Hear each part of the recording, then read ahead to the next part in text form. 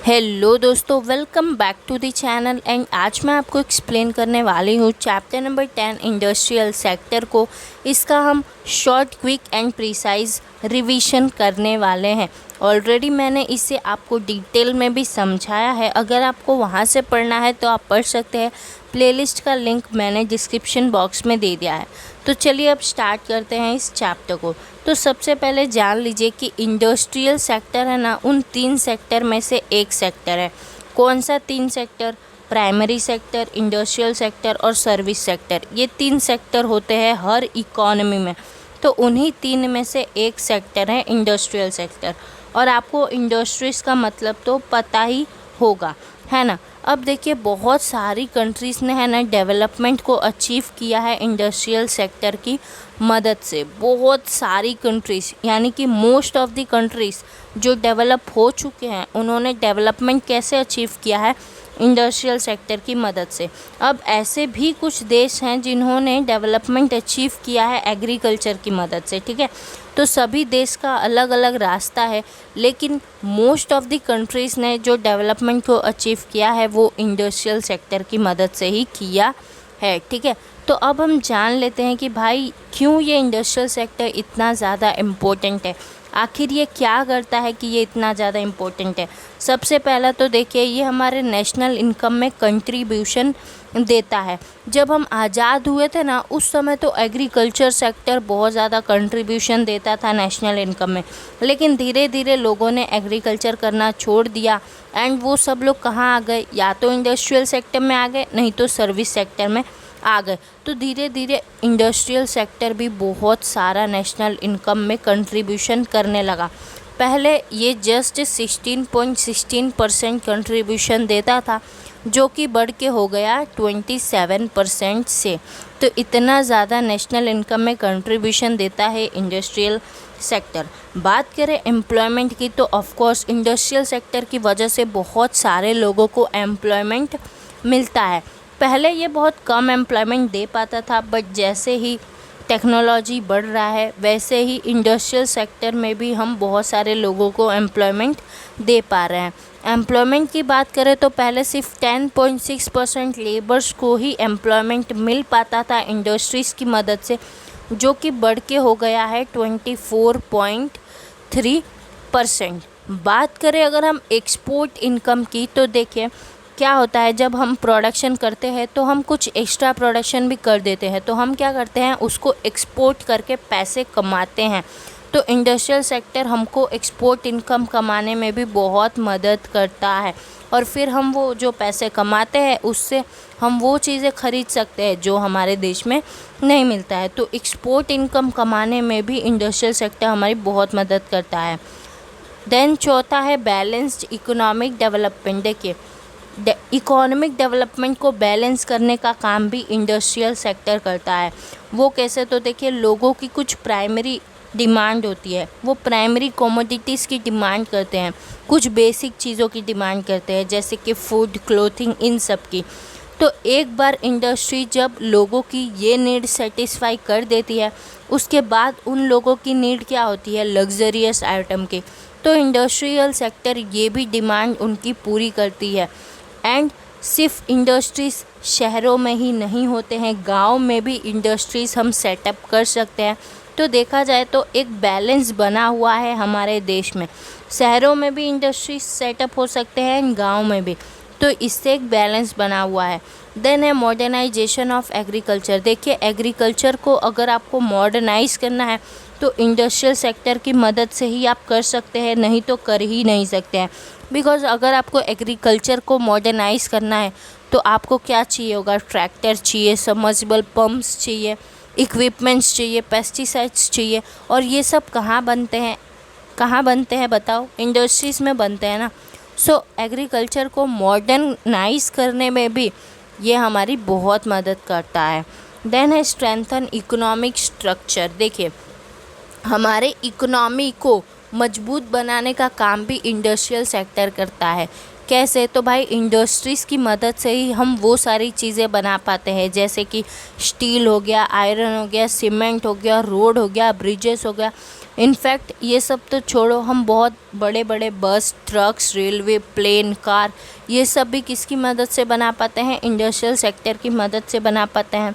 कुछ सेफ्टी के औजार जैसे कि राइफल्स, बुलेट्स, ये सब भी हम कैसे बना पाते हैं? इंडस्ट्रीज़ की मदद से ही बना पाते हैं। तो ये हमारे इकोनॉमी को भी स्ट्रॉन्ग करने का काम करता है। देन बात करें लास्ट पॉइंट की, तो वो है चेंज इन सोशल स्ट्रक्चर। देखिए, जब पहले लोग जब पहले लोग इंडस्ट्रियल सेक्टर में काम नहीं करते थे ना, तब लोगों के अंदर ये सारी चीज़ें थी। उनकी जो साइकोलॉजी थी बहुत नैरो थी, उनका ऑर्थोडॉक्स बिहेवियर था। वो लोग क्या करते थे? सुपरस्टिशन में बिलीव करते थे, ये सब। लेकिन जब से इंडस्ट्रियलाइजेशन का कल्चर आया, उसके बाद से लोगों को पता चला डिसिप्लिन क्या होता है, हार्डवर्क क्या होता है, कंपटीशन क्या होता है, ये सब लोगों को पता चला। तो भाई सोशल स्ट्रक्चर को बदलने में भी इंडस्ट्रियल सेक्टर ने हमारी बहुत मदद करी है। तो ये थे इम्पोर्टेंस ऑफ इंडस्ट्रियल सेक्टर। अब हम बात करेंगे टाइप्स ऑफ इंडस्ट्रीज, ठीक है। सबसे पहला है on the basis of investment and size. तो देखिए, इन्वेस्टमेंट एंड साइज़ के अंदर 5 इंडस्ट्रीज आते हैं, इन्हें फटाफट समझ लीजिए। सबसे पहला है कॉटेज इंडस्ट्री। तो देखिए, जो इंडस्ट्री सिर्फ फैमिली मेम्बर्स वाले मिल के चलाते हैं ना, और बहुत कम इक्विपमेंट और इलेक्ट्रिसिटी का इस्तेमाल करते हैं, उसको हम कहते हैं कॉटेज इंडस्ट्री। जैसे कि पापड़, खाखरा या फिर अगरबत्ती, उन सब का जो बिज़नेस करते हैं वो किस में आ गया? कॉटेज इंडस्ट्री में आ गया। टाइनी इंडस्ट्री में क्या होता है कि यहाँ पर आप सिर्फ 25 लाख तक ही इन्वेस्टमेंट करते हो और अपना बिज़नेस चलाते हो, तो वो हो गया tiny industry.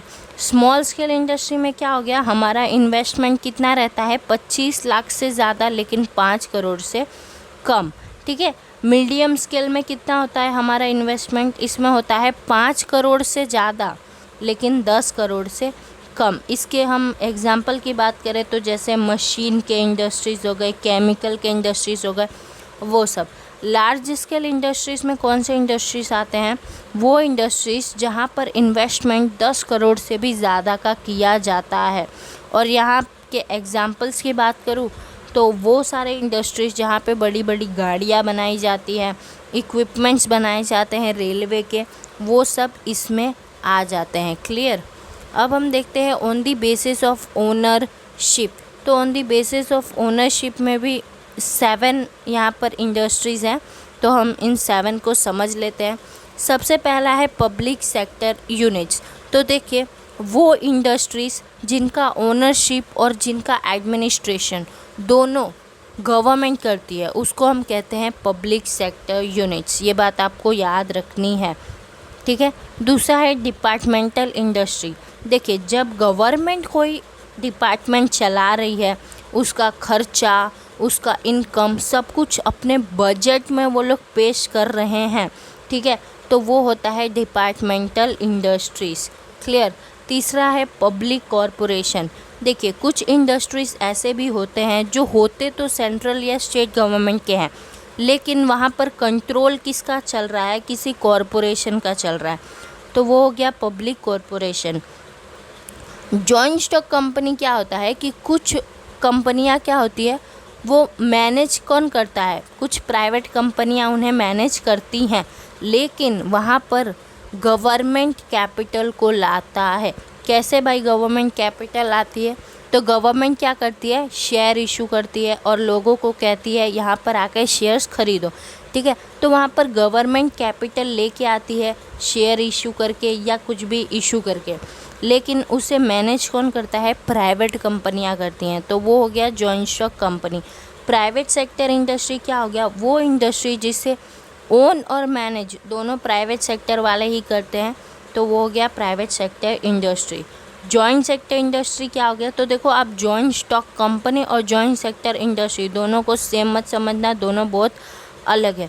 Joint sector industry में क्या हो गया? यहाँ पर सरकार ने है ना 51% या उससे ज़्यादा शेयर खरीद के खुद रख लिया है, ठीक है। यहाँ पर क्या होता है? गवर्नमेंट ने खुद 51% या फिर उससे भी ज़्यादा उस कंपनी का शेयर खुद खरीद के रख लिया है, ठीक है। तो वो जो इंडस्ट्रीज़ होती हैं वो जॉइंट सेक्टर इंडस्ट्रीज़ कहलाती हैं। कोऑपरेटिव सेक्टर इंडस्ट्रीज़ क्या होता है, तो कुछ ऐसे भी इंडस्ट्रीज़ होते हैं जिन्हें हम इसलिए चलाते हैं ताकि जो स्मॉल ओनर्स होते हैं उनका एक्सप्लॉयटेशन ना हो सके, लेबर्स का एक्सप्लॉयटेशन ना हो सके, कंज्यूमर का एक्सप्लॉयटेशन ना हो सके, तो वो होता है cooperative sector industries. I hope आपको क्लियर है। On the basis of products की बात करें, ये हमारा तीसरा बेसिस है, तो इसके अंदर भी दो इंडस्ट्री आती है, consumer goods industry, intermediate goods industry. तो देखिए कंज्यूमर गुड्स इंडस्ट्रीज़ क्या होता है, वो इंडस्ट्रीज़ जहाँ पर ऐसे हम सामान बनाते हैं जो हमारे कंज्यूमर के नीड को सेटिस्फाई करता है, जैसे कि घी हो गया, ऑयल हो गया, सोप हो गया, ये सारी चीज़ें डायरेक्टली हमारे कंज्यूमर के नीड को सेटिस्फाई कर देती है, तो ये है consumer good industry. Intermediate goods industries क्या होता है, तो ये ऐसी इंडस्ट्रीज़ होती है जहाँ पर जो हम सामान बनाते हैं ना, उससे हम आगे भी प्रोडक्शन कर सकते हैं।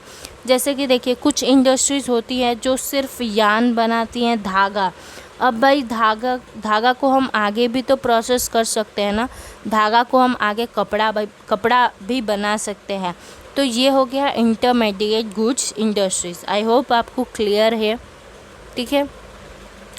तो अब हम पढ़ते हैं एक another topic, special economic zones. ठीक है, स्पेशल इकोनॉमिक जोन्स देखते हैं कि स्पेशल इकोनॉमिक जोन्स क्या होता है।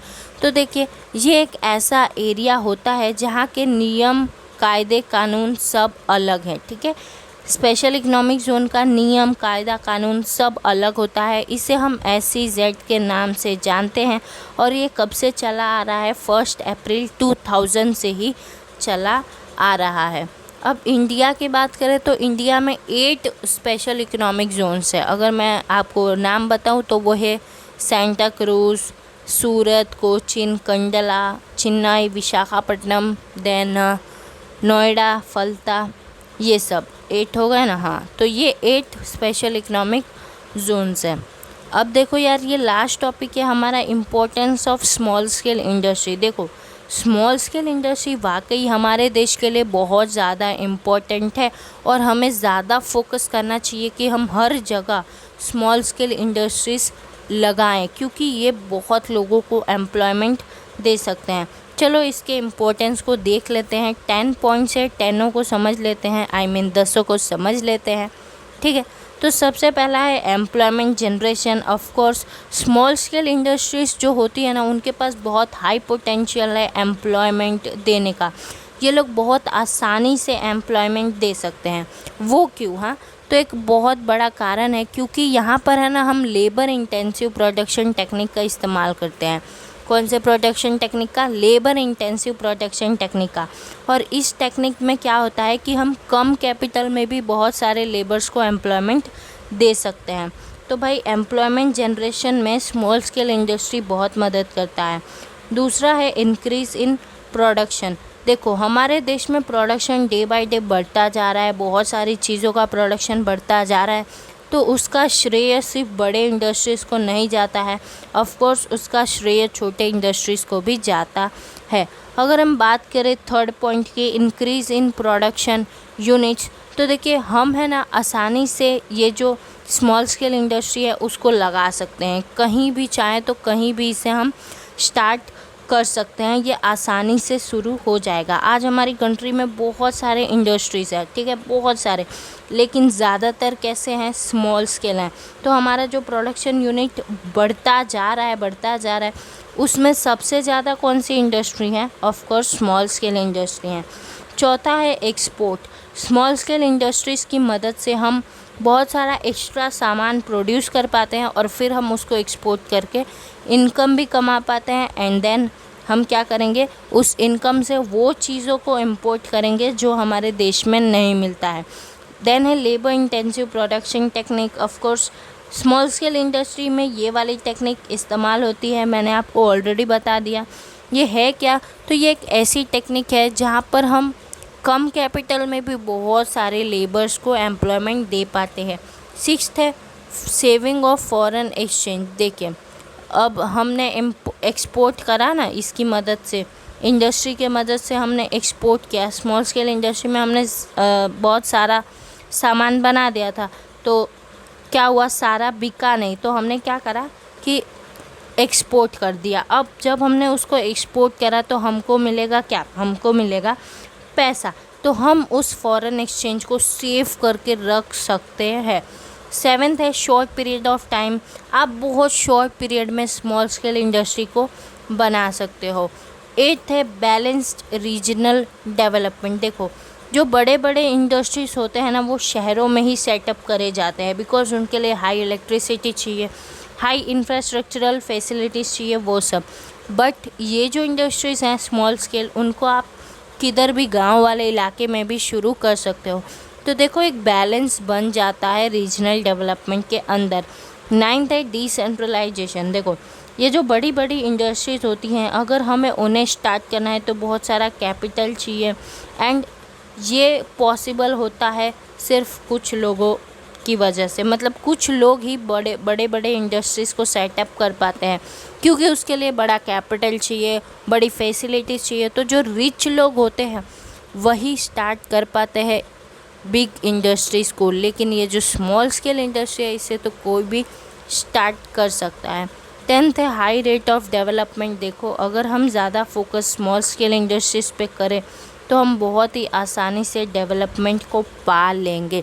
So I hope everything is clear. Thank you so much for watching. Make sure you hit the like button, and if you are new, make sure to subscribe. Thank you so much for watching. मैं मिलूँगी आपसे एक अगली video में, तब तक के लिए bye bye, tata and out जो।